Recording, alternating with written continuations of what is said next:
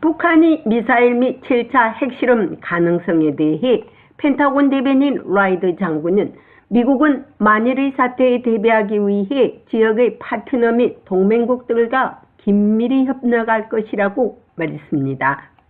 오늘 펜타곤 브리핑에서 북한이 대규모 군사열병식을 준비하고 있는 가운데 김정은이 돌발적인 도발을 할 가능성이 있느냐는 본 기자의 질문에 펜타곤 대변인 라이드 장군은 미국은 북한의 7차 핵실험 가능성에 대해 여전히 우려하고 있고 우리가 계속 이것을 주시하고 있다고 말했습니다.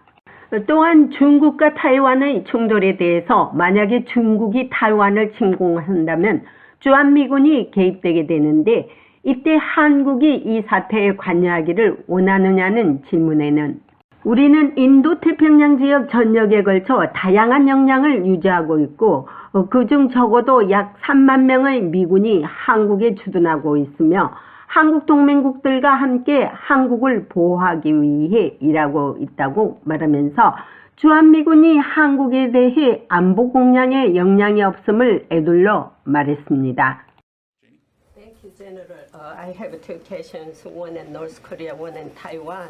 감사합니다, 장군님. 북한과 타이완에 대한 두 가지 질문입니다.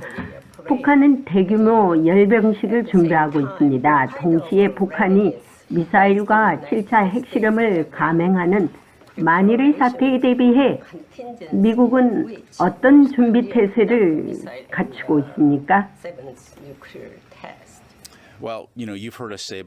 네, 아시다시피 우리는 북한이 7차 핵실험을 할 준비가 되어 있다고 여전히 우려하고 있습니다. 그전에도 말씀드렸듯이 확실히 지역을 불안정하게 만드는 행동이 될 것입니다. 그래서 우리가 계속 주시하고 있는 것입니다. 그리고 우리는 만일의 사태에 대비하기 위해 지역의 파트너 및 동맹국과 긴밀히 협력할 것입니다. 만약에 중국이 대만을 침공한다면 주한미군은 대만으로 이동할 것이고 미국이 개입할 것입니다. 미국은 그때 한국이 군사행동에 관여하기를 원하고 있습니까? 감사합니다. 그 질문에는 감사드립니다. 그렇지만 저는 잠재적인 중국의 대만 침공에 관한 가설에는 들어가지 않겠습니다. 아시다시피 우리는 인도태평양 지역 전역에 걸쳐 다양한 역량을 유지하고 있습니다. 그리고 그중 적어도 약 3만 명의 미군이 한국에 주둔하고 있으며 한국 동맹국들과 함께 한국을 보호하기 위해 일하고 있습니다. 미국은 북한의 어떠한 도발에도 대응할 준비가 되어 있다고 거듭 말하고 있습니다. 그렇지만 확장 억제가 유일한 방법이라는 것을 강조한 미국이 북한의 핵 선제 공격에 대해 구체적인 대응 방법을 한국과 실질적으로 공유하기 전에는 아직도 한국민들은 불안해하고 있습니다. 또한 중국이 타이완을 침공하면 미군이 개입되고 한국도 관여하게 되면 한반도의 안보 공백이 생길 수 있습니다. 미국은 현재 우크라이나와 타이완을 우선순위에 두고 있습니다. 한국을 지키기 위해 결코 샌프란시스코를 버리지는 않을 것입니다. 한미 간의 신중한 논의가 시급한 때가 아닌가 생각해 봅니다. 펜타곤에서 보이스 오브 워싱턴 제니박입니다. 자, 조은진 대표님도 반갑습니다. 반갑습니다. 잘 지내셨죠? 우리는 이제 설 연휴를 마치고 네. 지난주 설 연휴 마치고 이제 출근했는데 한국이 극한 한파가 와서 네. 완전히 동토의 계절이 됐습니다. 네, 그렇습니다. 오늘부터 조금 풀리는 것 같아요. 네, 여기도 굉장히 춥습니다. 자, 오늘은 어떤 이슈를 얘기하고자 하는데요. 최근 설날을 기념해서 캘리포니아에서 아시안 혐오 범죄가 또 일어났습니다. 총격 사건이 일어났고요. 바이든 대통령도 이번 조금 전에 제가 또 보낸 거 보시겠지만은 설날 첫 구정 행사를 백악관에서 했습니다. 그래서 뭐 아시안계, 뭐 중국계, 한국계, 뭐 일본계 여러 아시안계를 모아다가 위로를 잔치를 했거든요. 사실은 그 위로가 아니죠. 여러 가지 이제 근데 자 이런 문제가 블랙 메럴이라 그래가지고 검은 사람들이 총격에 맞으면은 떼거리로 일어납니다. 그래가지고 이제 대통령까지도 나섰는데 어찌하여 아시안계가 총격전이 이렇게 많는데도 불구하고 아시안 목소리가 낮거든요, 보이스가. 그리고 이제 대통령이 직접 나서지도 않아요, 연방정부. 이렇게 할 때 어떤 한국에서 어떤 외교적으로 이런 것을 또 얘기할 수 없는가 하고 제가 여쭤보는데 어떻게 생각하십니까? 이런 실질적으로 미국의 뭐 인종차별 문제, 이거는 뭐 오래된 일들 아닙니까? 네, 이번에 흑인 소년의 집단 구타에 의한, 경찰 집단 구타에 의한 사망, 또 그 네, 전에 총격 중국계라고 알려져 있죠. 네, 총격의 사례, 뭐 네, 이런 부분들이 나와서 한국에 있는 저희들로서는 아무튼 총기에 대한 소지를 하지 그렇죠. 않는 것이 대한민국에서 대단히 잘한 거다, 음, 이렇게 보고 있고요. 또 하나는 우리 아시안계의 목소리가, 네, 이게 동양계의 목소리가 미국의 정가에 아직까지 자리 잡지 못하고 있다, 그렇죠. 이런 인식들이 강하게 있는 거죠. 아시안계가 사실은 한국을 비롯해서 중국, 일본을 중심으로 다 흩어져 있잖아요. 그렇죠. 중국은 또 대만 화교와 중국 본토 음, 사람들, 일본도 한국과의 관계, 뭐 이런 부분들이 끌어와서 동양 전체를 하나로, 아시아권 하나로 이렇게 보기에는 음, 분열도 많고 여러 가지 애로사항이 있다, 이렇게 보고 있지만은, 한편으로 봐서는 이 인권 문제고 음. 총기에 의한 그 어떤 사고, 혹은 그 집단적 폭행에 의한 사고, 이런 부분들은 굉장히 미국으로 봐서는 차가운 부분이죠. 그래서 이 부분들이 미국 스스로도 이제는 총기 문제에 대한 여러 가지 반성들을 하고 지 않습니까?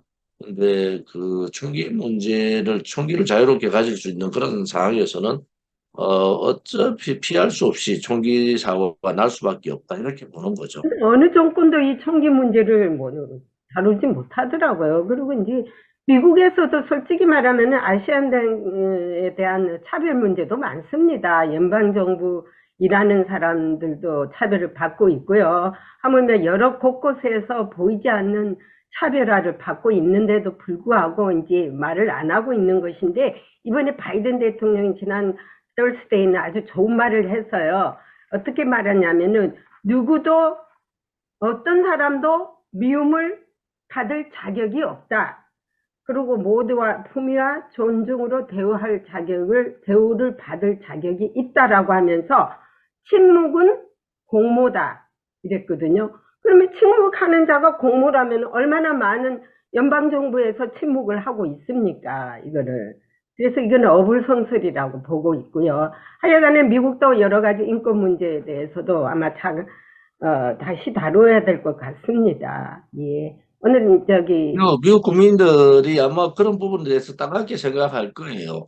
음, 아무튼 자유우방 국가로서의 경찰 국가의 역할을 한다는 것은 굉장히 높은 도덕적 잣대가 필요한데, 미국 자체 내부에서의 그런 문제점이 있다는 것은 미국 스스로도 굉장히 차가운 부분이고, 아무튼 반성해야 될 부분이다, 이렇게 보고 있고요.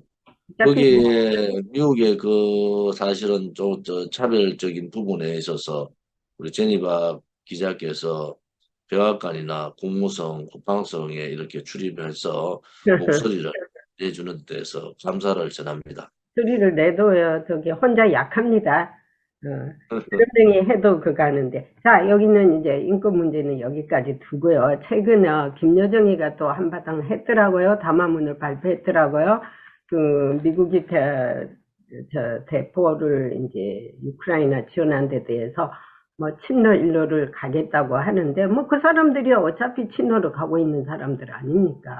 그런 데 대해서 또 이제 한국이 이제 재고품, 그러니까 군수품을 우크라이나 주기로 했거든요. 미군이 가지고 있는 군품. 아마 그런 것도 이제 조만간에 나올 겁니다. 자기네들은 왜 우크라이나에 지원하면서 우리는 못하냐. 지금도 그런 말을 하거든요.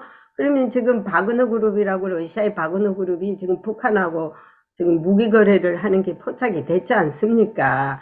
이에 대해서 어떻게 생각하십니까? 김여정이 저렇게 난리 법석을 떠는 것은 어느 용병 그룹의 북한의 무기 판매가 이제 밝혀진 거 아닙니까?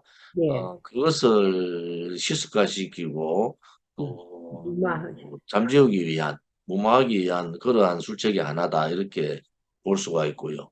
뭐 김일성 3대 세습 정권이 항상 중국과 소련을 등거리 외교를 통해서 시기에 따라서 중국에 붙었다, 소련에 붙었다, 러시아에 이런 상황들을 전개하고 있죠. 지금 뭐 러시아 상황들이 그렇게 원만하지 못한 상황에서 경제적으로는 중국을 바라보고 또 군사적인 면에 있어서는 또 러시아하고의 손을 잡아야 되는 그런 상황에 이중적 잣대를 가지고 있는 것이 분명하지 않습니까? 예, 언제 북한 괴뢰 정권이 소련과 원리했습니까? 잠시 그런 제스처를 취한 적이 없지. 지금까지 똑같은 외교 스탠스를 가지고 있는 거다. 이렇게 저는 보고 있습니다.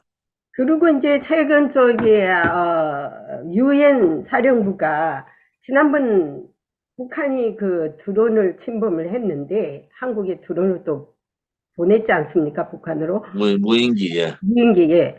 그거에 대한 마지막 결론이 양쪽 다, 남북한 양쪽 다 전전 위반해라고 이제 결론을 내렸는데 이에 대해서 어떻게 생각하십니까?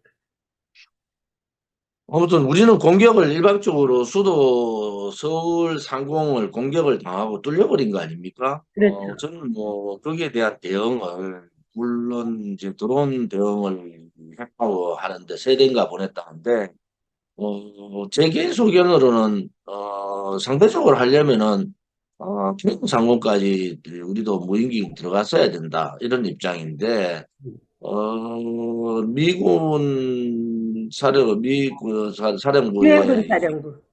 유엔군 사령부의 이 양국 다 두 곳이 전부 다 정전협정 위반이다.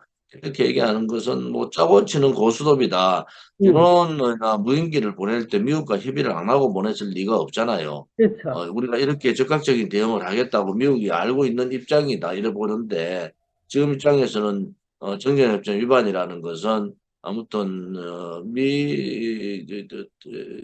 유엔군 사령부의 기본적인 입장을 그냥 통지한 거다 이래 보는 거고 음, 앞으로 이제 이 비대칭 전력에 대한 문제들이 상당히 심각하게 대두되지 않겠습니까? 예. 그것이 이제 무인기뿐만이 아니라 미사일 혹은 또 다른 이제 비대칭 전력, 뭐 잠수함 뭐 이런 부분들에 대한 비대칭 전력에 대해서 한국이 어떻게 대처해 나갈 거냐 이런 부분들이 굉장히 오히려 북한의 핵보다도 우리한테 실질적인 위협을 주는 거는 비대칭 전력에 대한 저들의 공격 이런 부분도 실질적인 위협을 주기 때문에 예. 미국이 뭐 두 나라 다가 남북한이 다 됐다. 정전협정 위반했다 하는 것은 그것은 미국의 스탠스를 그냥 보여주는 거다. 그래서 예. 뭐 별로 크게 신경 쓸 이유가 없다 이래 보는 거죠. 저도 이제 그거를 이렇게 반박을 했습니다. 미 국방부에. 자, 걔네들이 먼저 침범을 했고, 우리는 반격을 했다. 대응 차원에서 했는데, 그것이 어떻게 우리가 잘못된 거냐. 똑같이 벌을 받아야 되는 것처럼 얘기를 하느냐. 정정해져. 그러면 다음에 어떤 형태로든 쟤들이 침범을 해도 우리는 반격 대응하지 말라는 것이냐. 그러니까 이런 말을 하더라고요. 정전협정의 위반이라는 것은 뭐를 얘기하냐면은, 그 선을 넘지 말았어야 된다는 거야. 그러면 총을 쏘는데 당연히 총알이 넘어가는 것이지 안에서 어떻게 하냐. 그게 아니야. 원점 타격을 해라 이거예요. 원점 타격. 그렇게 보내가지고 선을 넘어서 보내간 거는 어떤 형태로는 그거는 정전협정 위반이니까 원점 타격이라는 것은 뭐냐면은 선을 넘지 않고 이쪽에서 라인을 넘지 않고 총알을 쐈을 때 쟤들의 대응을 하면서 쐈을 때 총알이 넘어간 거는 괜찮다 이거예요. 근데 이거는 홀 바디가 넘어갔다가 다시 왔다는 거에 대해서는 그렇다 이래가지고 전 그거는 뭐 주한군, 유엔군 사령부에서는 할 수 있는 얘기다. 단지 하나, 우리는 일대일 대응 혹은 1대10의 대응을 할 수밖에 없는 그런 상황이라고. 윤석열 대통령이 북한 인권 문제에 대해서 북한 주민들이 제대로 인식을 해야 된다. 이렇게 하면서 이제 어, 전단지, 예, 전단지 그 부분에 대한 긍정적인 시그널을 준 거에 대해서는 네, 상당히 잘한 일이다. 이래 보는 거죠.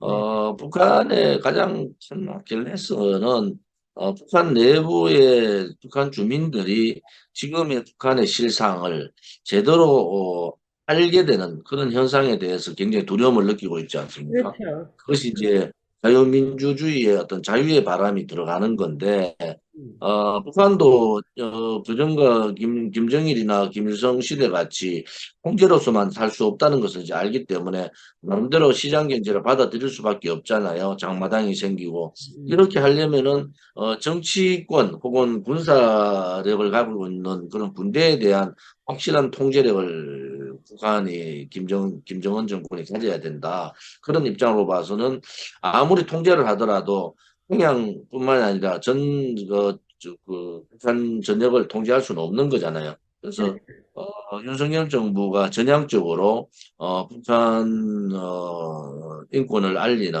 북한의 실상을 알리는 전단지 살포에 대한 부분에 대해서 긍정적인 생각을 갖고 있는 데 대해서는 환영하는 겁니다, 저는. 예. 그런데 이제 최근에 어떤 분석이 나왔느냐면은 북한은 절대 오픈하지 않을 것이다. 북한이 오픈한다는 것은 곧 김정은 정권이 무너지고 김정은이가 더 이상의 정권을 잡지 않는 것이 되기 때문에 어떤 형태로든 이렇게 봉쇄를 하고 외부의 소식을 못 듣게 하는 차단이 그게 제1의 김정은 정권을 유지하는 것이라고 보는 거예요. 오픈한과 동시에 김정은이는 죽어요. 그렇기 때문에 김정은이가 자꾸 핵무기를 하면서 마치 한국이 쳐들어오고 미제가 쳐들어오고 뭐 이런 식으로 선전한다는 것은 북한이 오픈을 하지 말고 그만치 북한이 긴장돼서 내 말을 들어라. 예를 들면 김정은이 말을 따라야 된다라고 이제 억압정치를 쓰는 거죠. 지금 북한 김정은이 신년에 얼굴을 보이고 한 달째 지금 잠적을 한 상태에서 김여정이 나와서 좀 강경 발언을 했지 않습니까? 네, 그래서 지금 jennifer 말씀대로 김정은은 자기 나름대로 필요할 때 잠깐 잠깐씩 보이고 그 그렇죠. 외에는 이제 은둔하는 그런 상황이 될 거다. 왜냐하면은 지금 북한의 지금 식량난이 괜찮지 않습니까?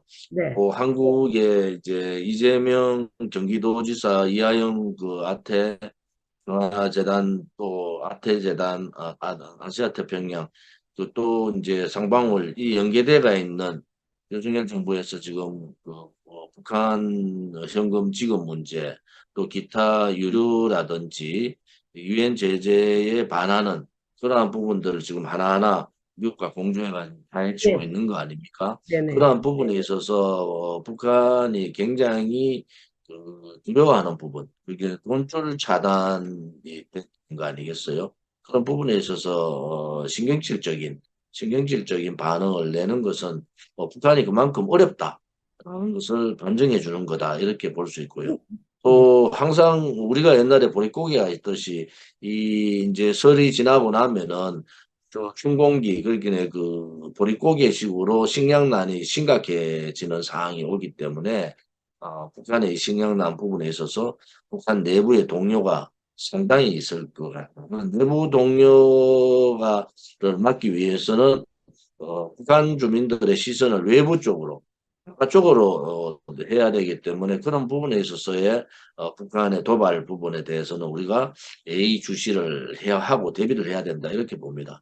좋은 말씀이신데요. 북한이 90년 초에 보릿고개에 있었을 때 해외에 있는 자기네들 대사관에 있는 외교관들이 월급을 몇 달을 못 받았어요.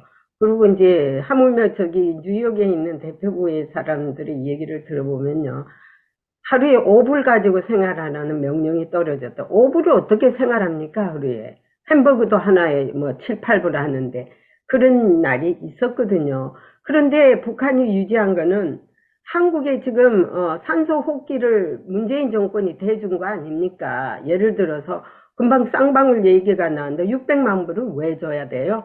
왜 그런 자금을 줘야 돼요? 지금 그거 다 유엔 제재에 다 그 위반됩니다. 한국이 몰래 주는 그. 지금 문재인 쪽에 지금 굉장히 두려워하는 부분들이 유엔 제재 위반에 대한 이러한 미국의 어떤 압력이 어떤 식으로 전개될 거냐. 실질적으로 이거는 국제법 위반이고, 그렇죠. 어떻게 보면은 유엔 제재를 반하는 거 아니겠습니까? 이러한 부분들 어떻게 밝혀지냐. 또 하나는 윤석열 정부가 거기까지 밝힐 의지가 있느냐.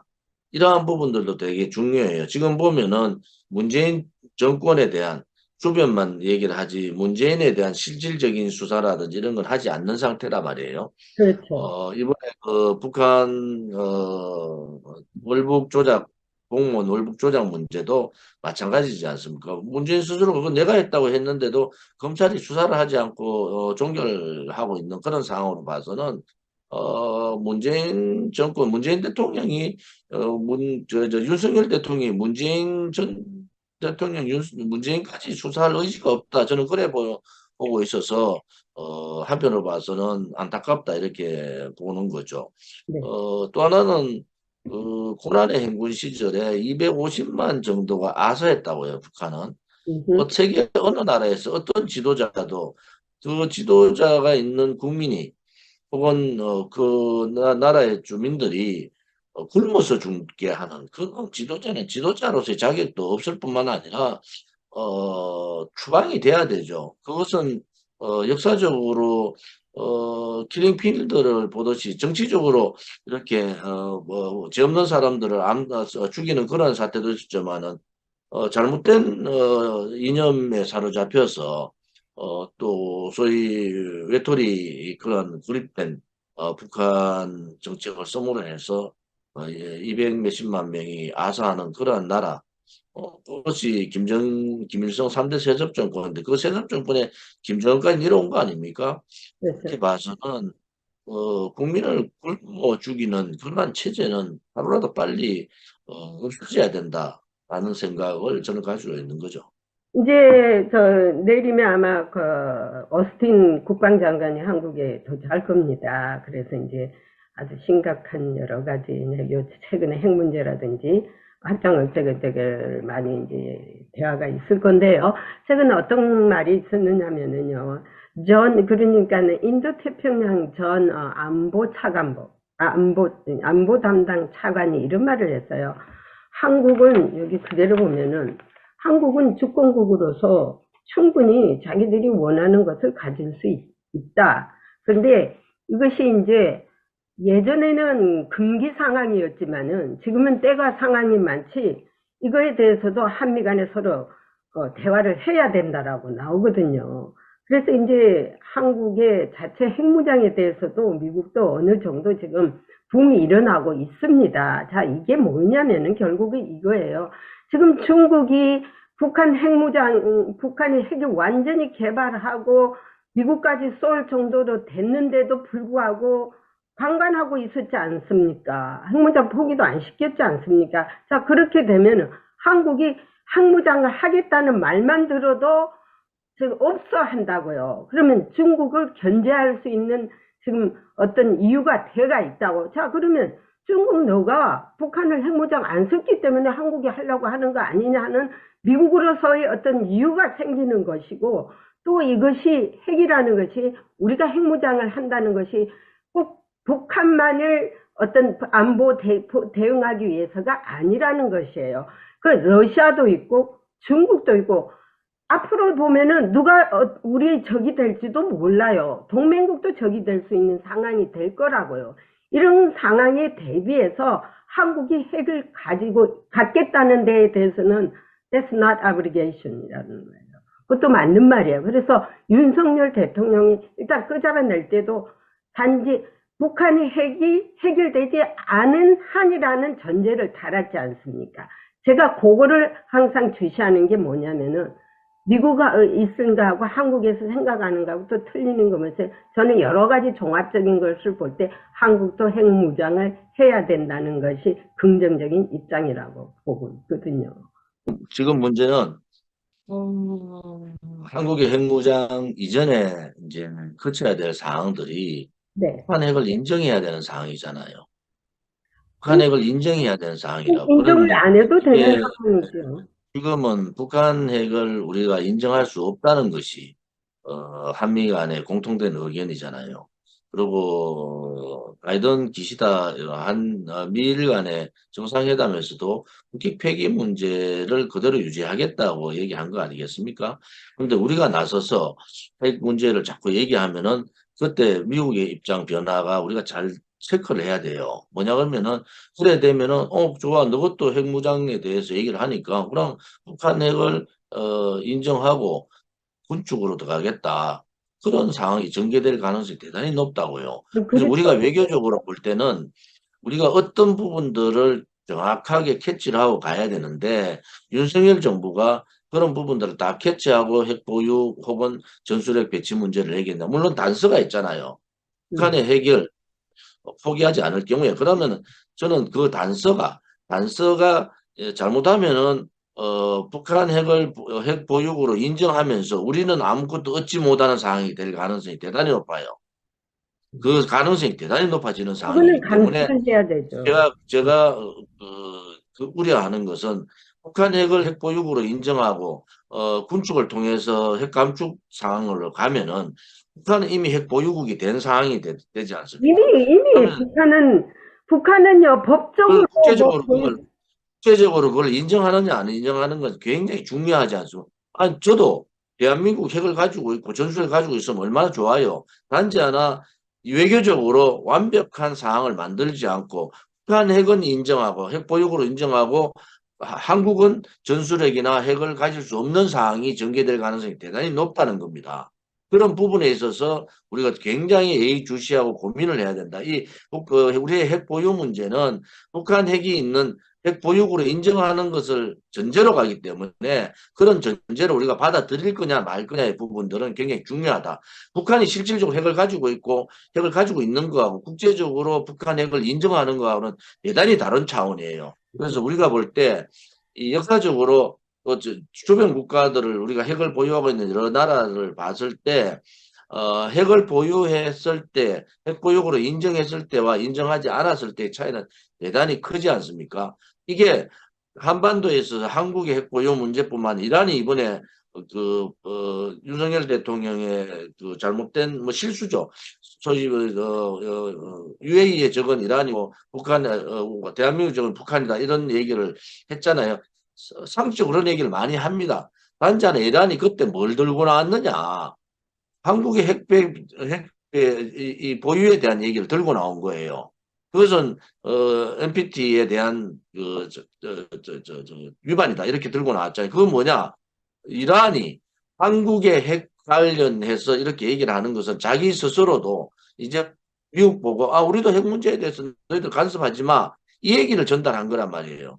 그래서 우리가 볼 때는 북한의 핵을 보유국을 대한민국이 핵을 가지는 문제하고 전술핵을 배치받는 문제하고 북한이 핵 보유국으로 인정하는 문제를 우리가 구분해서 봐야 된다는 거예요. 이제, 그러면 지금, 북한을 핵 보유국으로 인정할 거냐 말 거냐의 문제를 우리가 다시 돌이켜 봐야 된다. 그러면은 우리가 좀 더 차분하게 제가 지난번에 얘기한 그 방점을 북한 핵 보유를 인정할 거냐 말 거냐 핵을 폐기할 거냐 인정할 거냐부터 먼저 시작을 해야 된다는 거예요.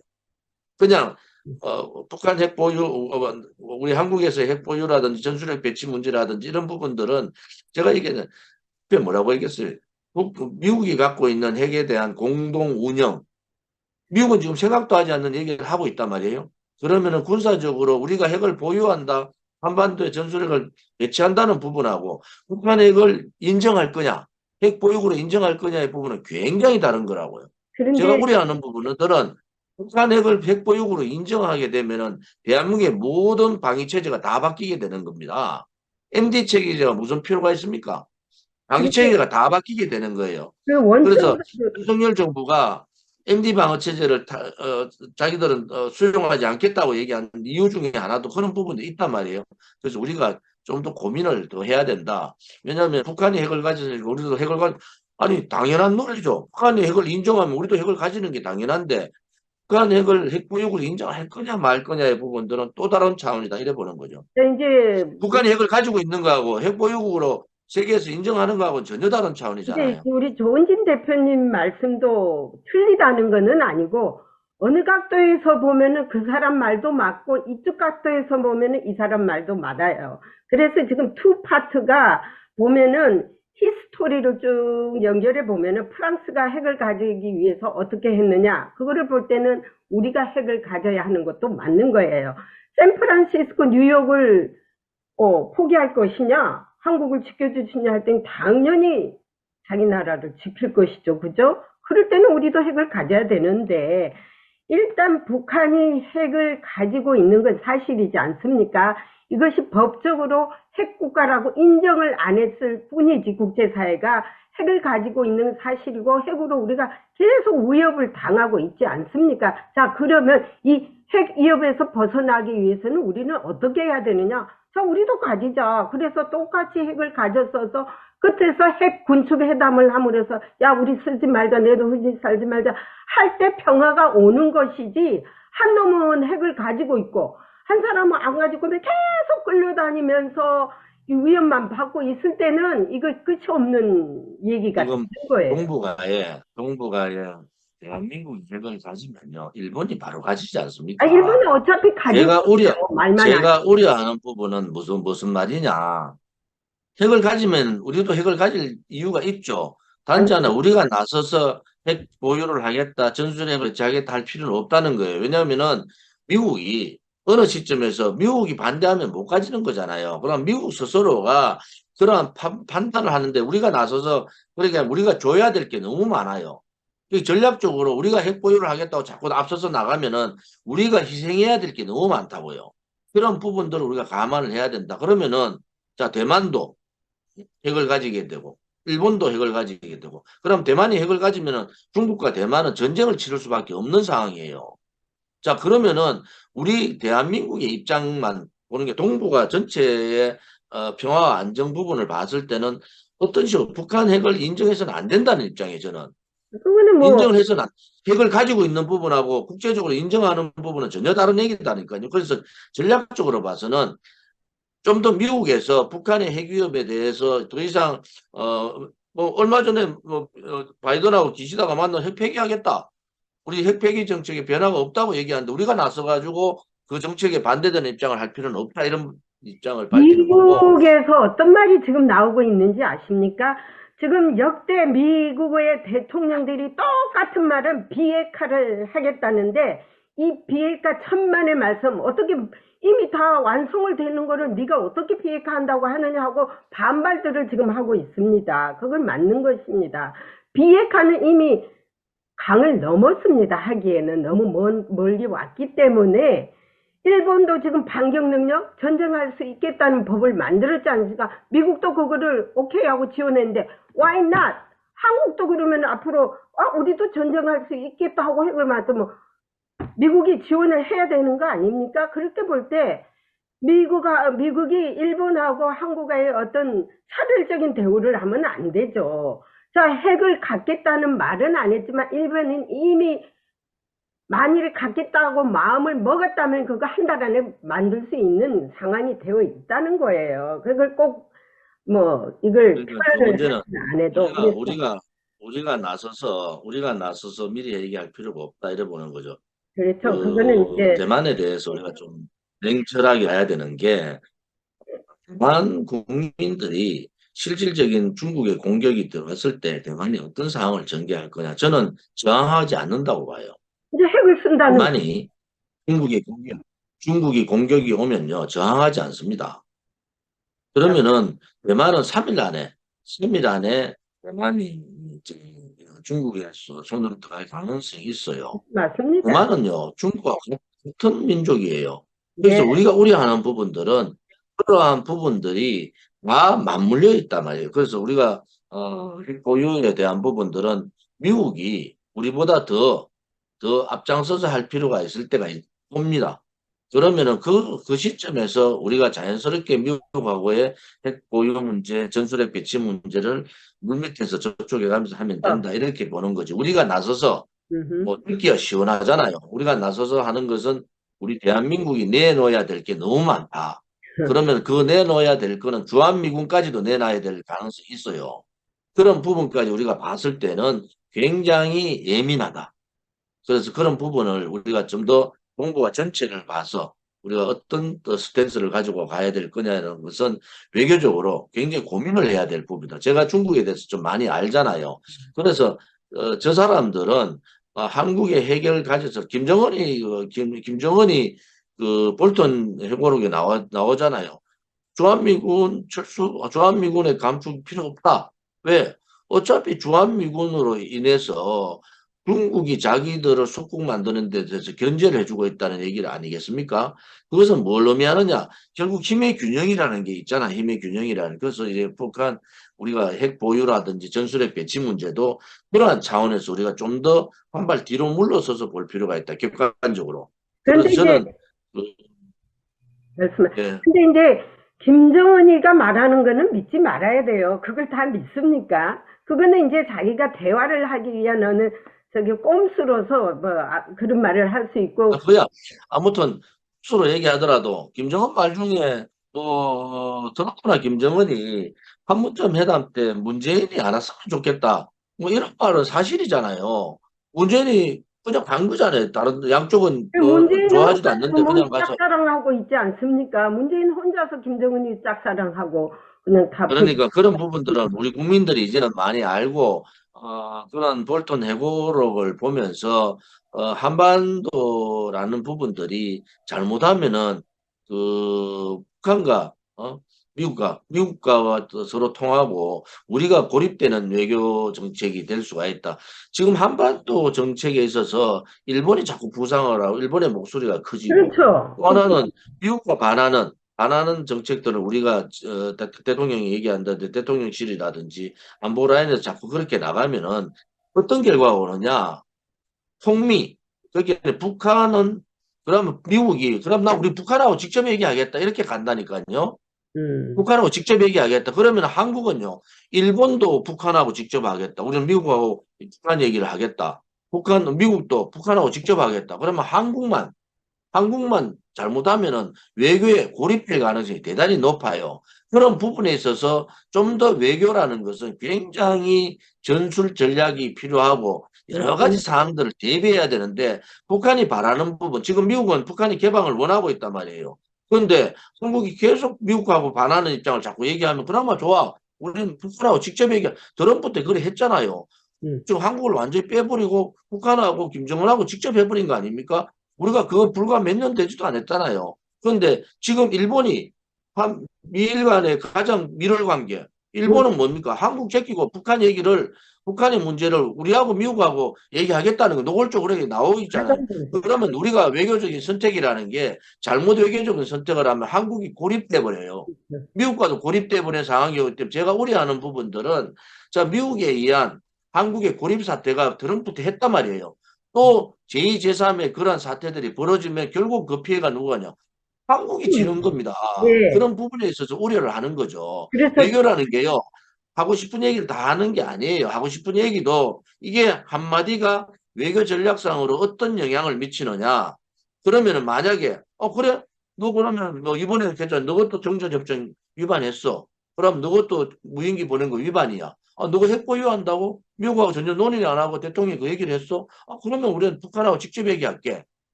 자, 그래 되면은 그 피해는 누가 한국이 보는 겁니다. 한국이. 결국은요. 한국은 대기업들이 가가지고 대기업들이 가서 엄청난 돈을 미국에다가 뿌렸어요. 자도 한다고.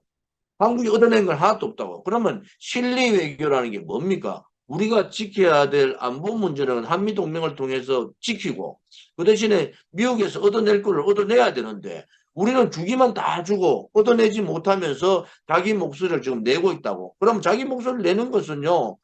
인플레이션 법안 이런 부분에 대해서 받아내야 되잖아요. 윤석열 정부가 아무것도 받지는 못하고 느닷없이 핵 보유를 얘기했다. 그러면은 미국은 뭐라고 해? 그래? 너는 그럼 누구들을 해? 나는 북한하고 직접 얘기할게. 오케이. 그게 불과 2년 전의 얘기예요. 2년 전에, 아니, 한 3년 전에 그런 사태가 벌어졌잖아요. 지금 또다시 고립 외교를 하겠다. 문재인의 고립 외교라 때문에 대한민국 피해를 얼마나 자, 봤습니까? 이제 그 한 그런데 윤석열 정부가 그래 가는 것은 저는 안 맞다고 보는 거예요. 2분 좀 더 남았는데, 외교적으로 좀 가보자. 외교적인 그런 그 생각들을 좀 더 해보자. 이런 생각이죠. 예, 3분 남았는데, 자, 이제, anyway, 핵 문제는 이제 한국 국민들이 그 마음이 이렇다 하는 것을 이제 미국이 알았고, 그게 이제 물밑에서 이루어질 상황이지, 뭐, 공개적으로 떠들면서 할 상황도 아닙니다. 거기서 은밀하게 모든 것이 이루어져야 할 것이고요. 근데 이제 마지막 아까 외교를 잘 지적하셨는데, 이게 이렇게 돼가 있습니다. 이번에 외교 쪽으로 제가 한번 들여다보니까는요. 바이든 대통령 때하고 트럼프 대통령 때 좀 다른 점이 있어요. 트럼프 대통령은 그래도 친중입니다. 그래서 시진핑이를 말라라고에 데려왔을 때 어떻게 했느냐면은 한국이 마치 그 중국이 종속국가처럼 얘기했지 않습니까? 그래서 한반도 통일이 되면 중국 너희가 테키아로를 해라. 그리고 지금은 와서 바이든은 일본 보고 한반도 통일되면 일본이 마치 택티아로 해야 될 것처럼 지금 하고 있거든요. 자, 그러면 우리는 양쪽에 찡겨가지고 한국에서 양쪽에서 다 먹으려고 지금 하고 있어요. 이런 데에 대해서 신중히 지금 외교부가 들여다보고 우리 자주권, 우리 영토 우리가 지키고 미국과도 분명한 메시지를 줘야 된다고 봅니다.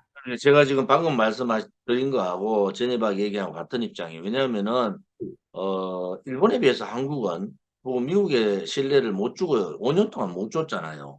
네. 자, 윤석열 정부 들어와서 이제 그거는 뭐 이제 문재인 때문이었죠. 1년도 안 됐는데, 그 문재인 때문에 그렇지만 1년도 안 됐는데 자기의 목소리를 낸다고 해서 미국하고의 관계가 잘못된 방향으로 가서는 절대 안 된다는 거죠. 내가 외교적으로 신중하게 가자는 얘기는 잘못하면은, 잘못하면은 시즌2 트럼프가 되는 거예요. 트럼프. 트럼프는 미국하고 북한하고 직접 하겠다고 나섰잖아요. 또 네네. 하나는 일본, 지금 바이든은 일본을 내세웠잖아요. 네. 우리가 외교적으로 굉장히 신중해. 말을 하면은 국민들이 굉장히 시원하다.